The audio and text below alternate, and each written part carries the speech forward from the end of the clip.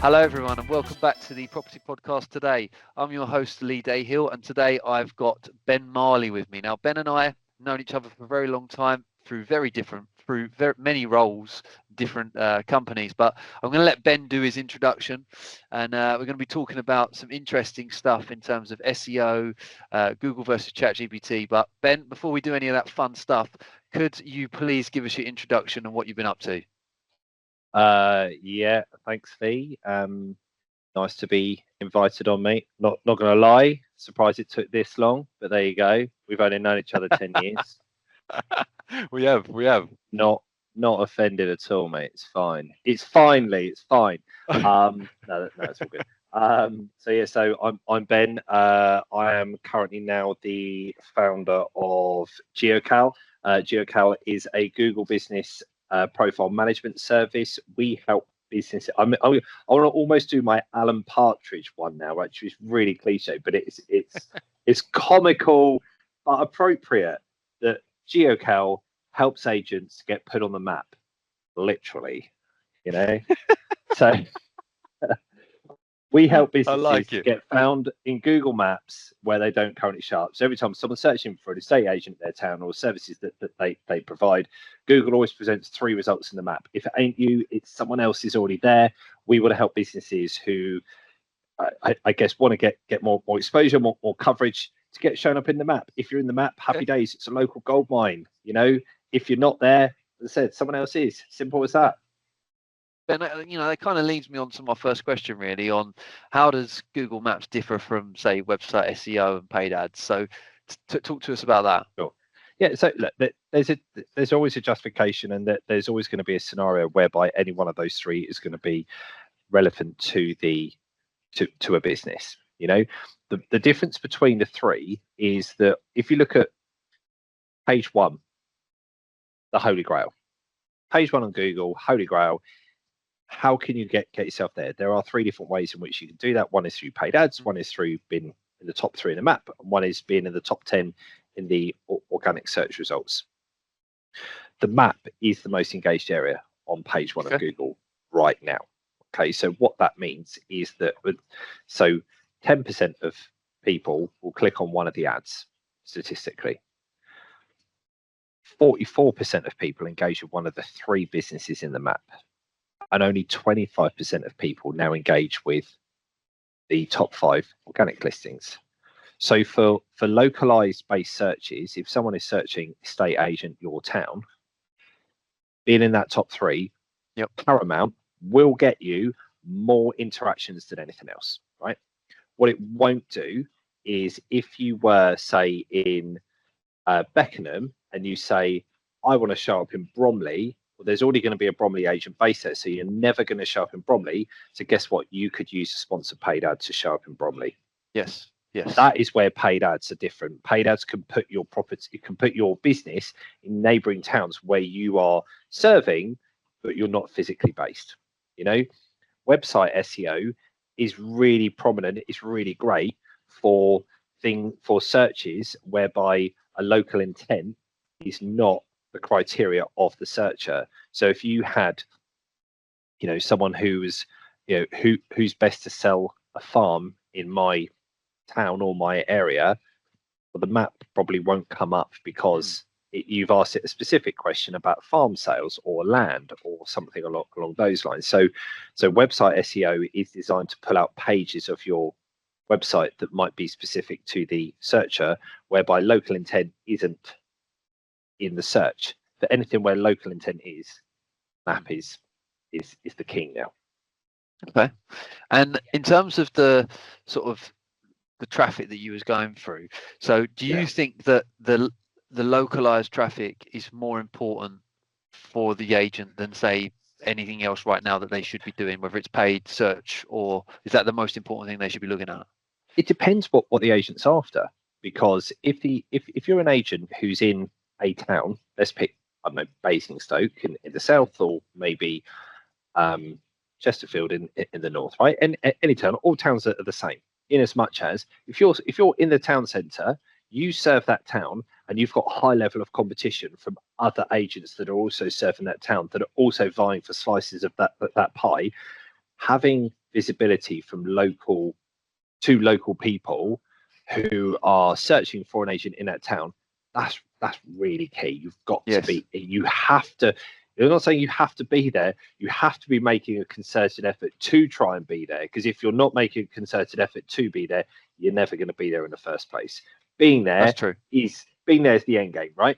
So if that isn't a focus for you right now, then my goodness, it should be.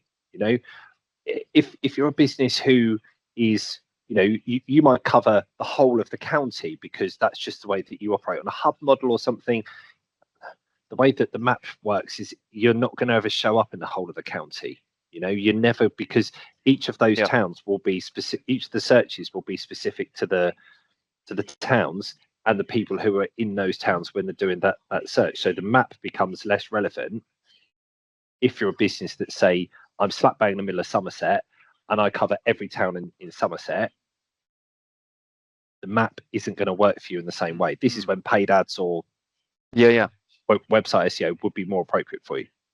I'm with you. So it's about picking the right strategy for the individual agent, and that's kind of what I was asking with that question. Is it's about making the right choice and the best choice for getting the most out of what you want from it. Yeah, 100%. And which sounds glaringly obvious, but sometimes you may just not be aware that that's how Google works, or the map works, or website SEO works, etc., etc. And I would probably say that, you know, at least 1 in 10, 1 in 2 in 10 conversations that I have with people who come to me saying, I want to increase my Google Maps visibility, I often refer them on to another industry or another type of business, like a paid ads, like a website SEO, because we don't get involved with that. Saying you would be better off running a campaign on ads rather than trying to use the map, because you're just never going to get the results. No, and I think that's sort of leads to, you know, why the agents should focus on the sort of Google business profile, and be a part of that, because if it's the right strategy for you, then that's something you should look at. So on the SEO side of things, what do you think sort of changed in the SEO world for agents? I think, well, there's so many different, SEO is such a broad spectrum, and I guess to a degree there's some of it which is more fun than others. When you're talking about this, again, I think it's actually with kind of AI being, and obviously we're going to talk a little bit about that in a mo. Sorry, stuttering there. With SEO, SEO is a broad spectrum. SEO is not new. SEO has been around for a long time. There are new, various different iterations of that. And what I would say that in terms of kind of what's new or what's changed for it is that there are different variations. There are, you know, the map has its own SEO algorithm. It's completely separate from website SEO. You know, the way in which people search is changing. You know, the way in which people use voice command for their searching is all changing. You know, and I think if you're a business who is heavily investing in your digital online presence, and you're either doing it internally or you're using an external business for this, that I would genuinely encourage you to just consider, who are you looking to target? What's the strategy that is being employed for that? And is that actually meeting the criteria for who you're trying to reach? I.e., are you trying to get to millennials? Are you trying to get to the Gen Zs? What are the ways that you want to get known, and what do you want to tell the search engines that you're known for? You know? Yeah, I think that's right. And here's a good question for you, Ben, in terms of, I know that we've just been through a few strategies, but do you think everyone needs an SEO strategy? It would be hard for me to say no to that answer, Lee. But I think that there's, and it's interesting because I recently had someone come to me who said, I must have SEO for my website. Yeah. They're in a town where there was 42 agents. And I was like, well, if you're prepared to invest, you know, £1,000 plus a month for a couple of years, then you will probably start to see some results if you're just focusing on generic terms. If there might be, which there was nothing specific that was kind of like, I don't want to say run of the mill agent because that sounds bad, but he's residential lettings, residential sales. Yep. He's going after anything that they can take on, basically, and I'm like, that's what everyone else is going to be doing. Yep. You've got some big hitting powerful agents that have invested heavily in their websites. If you just start saying, well, I'm going to spend £600-700 a month on SEO for my website, do you know what, you're never going to show up. Just almost forget that. Look at an alternative strategy. What about social media? What about prospecting? There are so many tools out there now that you don't necessarily have to focus on SEO. And I actually even discouraged him from doing employing us to do the map stuff, because I was like, he's like, oh, can you get me top 3 in a map? I've just set my profile live now. No, we won't, because you haven't got 12 months worth of data behind you already. It's not worth you investing in the services that we provide.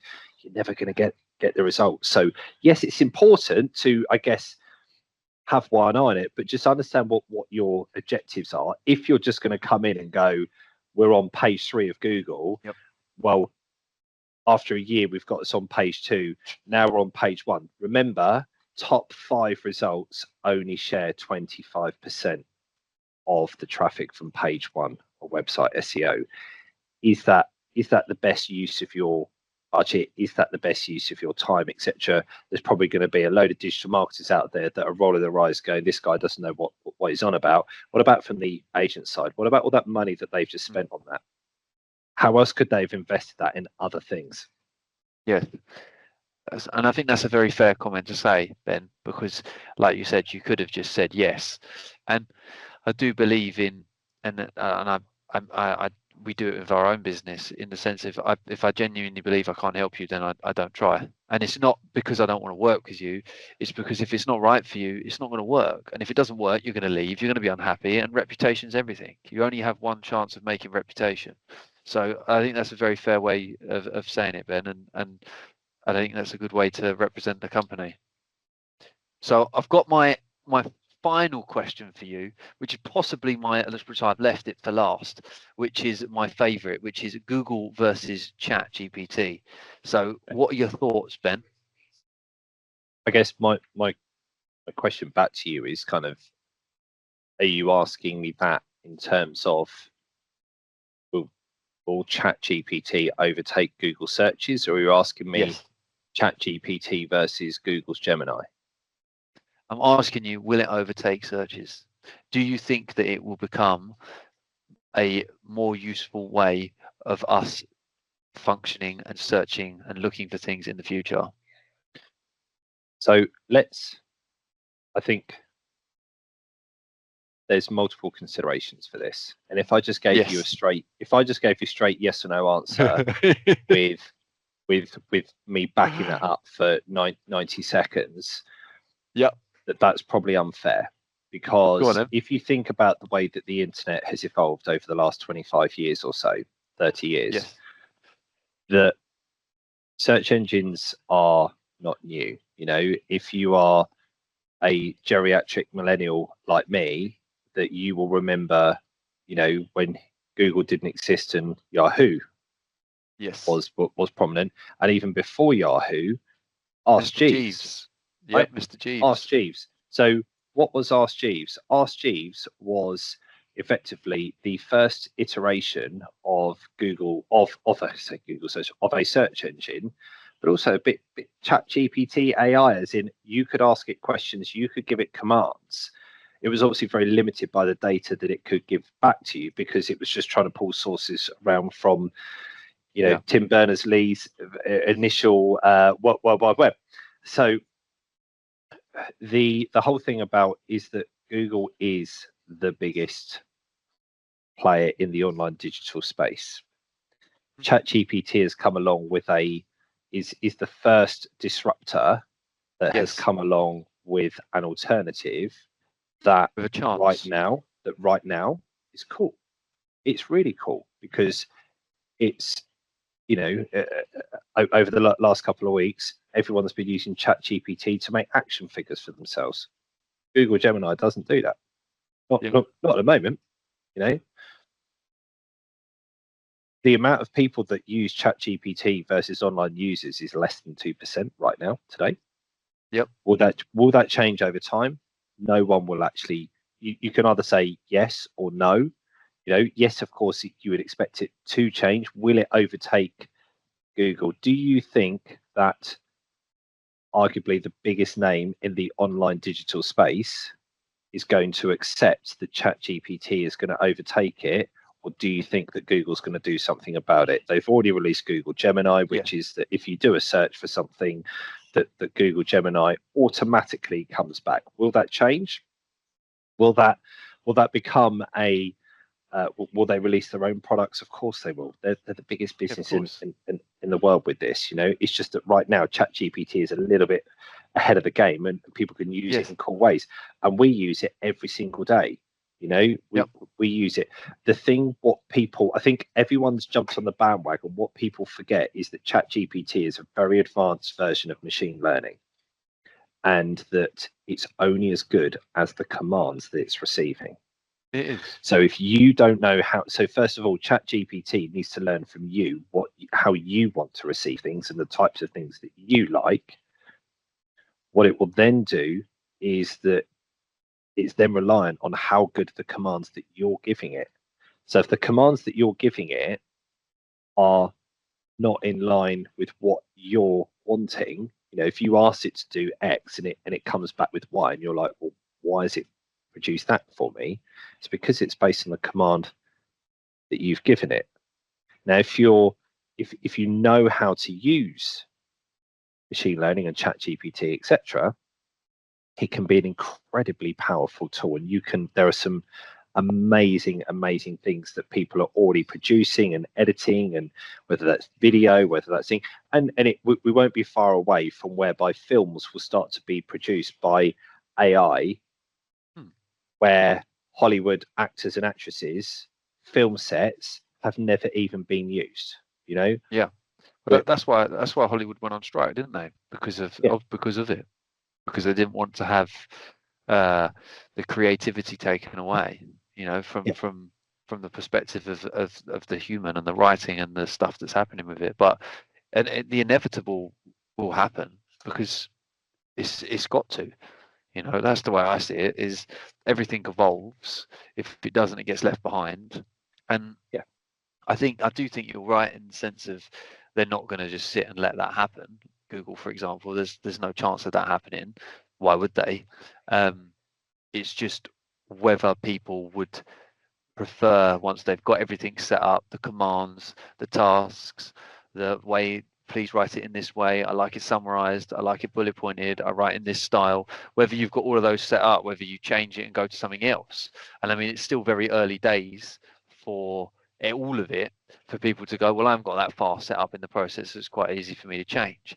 But I do think that it's the first, and that's why I asked you the question, is I do think it's one of the first times that we could see something take a chance of taking the place, because before, for me, there was no chance. It's just that's it, and that's what you use, and that's the end of it.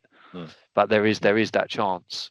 So I like to ask the question, Ben, especially when I've got someone who sits in that space, asking them what they think.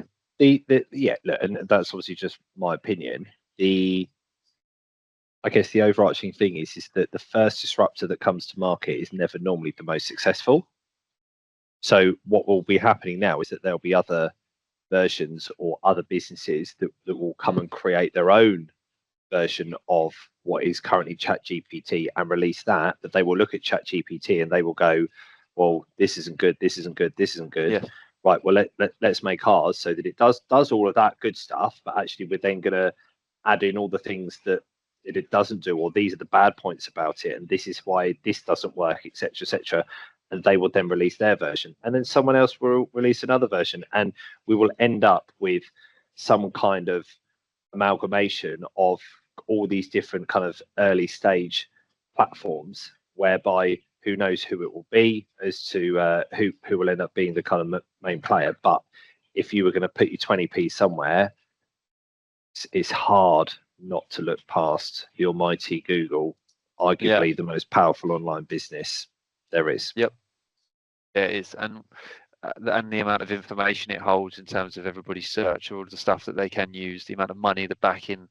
I mean, it'd be interesting, and that's the only, like I said to you, that's the reason why I had to ask it, because it's